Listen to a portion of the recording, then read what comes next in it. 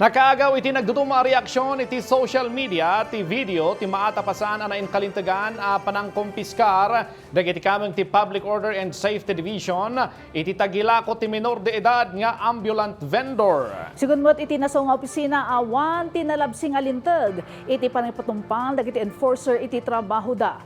Banag, akin nanunungan ni Mayor Benjamin Magalong dat duma a detalye kinalap ni Jessel Kate Lapisar.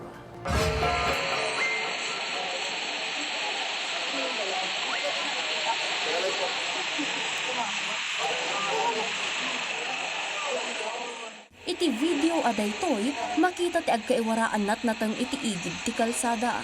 Igummat ti may sa POSD enforcer ti hood ti jacket ti lalaki, ang mangilaklako kadagitoy anat natang. Nakaala iti nagduduma a reaksyon kadagiti netizen ti apprehension nga inaramid ti POSD enforcer gaputa sigun kadakwada, agresibo launay daytoy nang runa ta maatap a menor de edad ti tiniliw da kan posible laeng nga agsapsapol ti allowance wenno para iti pamilyada. Inlawlawag mo ti Public Order and Safety Division ti napasamak no sa dino kinuna ti mangidada ulo iti opisina nga awan ti madi nga inaramid ti enforcer da.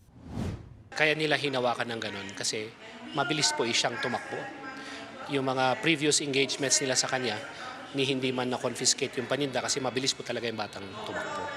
So, nung nagkaroon sila ng opportunity na mahawakan yung bata, is ginawa nila yon. And you will see na doon lang naman sa hood, no? Wala yung pamumuwersang hinihila siya. Yung bata po ang pilit na lumalayo. Inayon na pa'y asaan a kompleto ti video kung saan ang naipakita ang natumba ti lako ti lalaki gaputan nagpumiglas daytoy.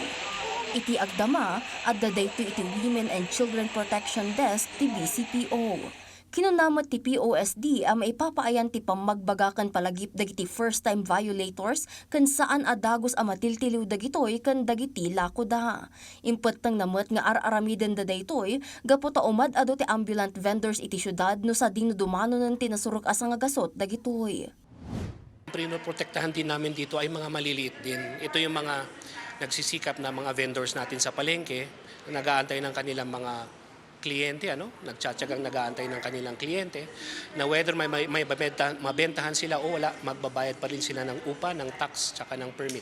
Dayta matlaang ti sentimiento dagiti aglaklako iti merkado ti syudad nang runa dagiti aglaklako ti nateng ang maag-agawan ti customer. Kasi ang laki ng binabayaran namin sa sa aming tax, sa aming yung kahit na lahat na binabayaran kahit BIR. Samantalang sila, hindi sila nagbabayad. Hindi naman namin binagbabawalan sa kanilang ganun kasi naghahanap buhay din naman sila pero itama naman nila sa lugar. At least makabinta kami ng kahit kunti pero at least mayroon. Hindi kagaya ngayon. Impaganat gatmet ni Mayor Benjamin Magalong ang maipawil ti ambulant vendors iti syudad kan ar-aramiden laeng ti POSD ti mandato kan direktiba kada kwada. Dapat legitimate kayo lahat. Hindi pwedeng basta-basta na lang kayo manggagaling kayo sa ibang lugar, pupunta kayo rito, tapos magbebenta na lang kayo. Diba?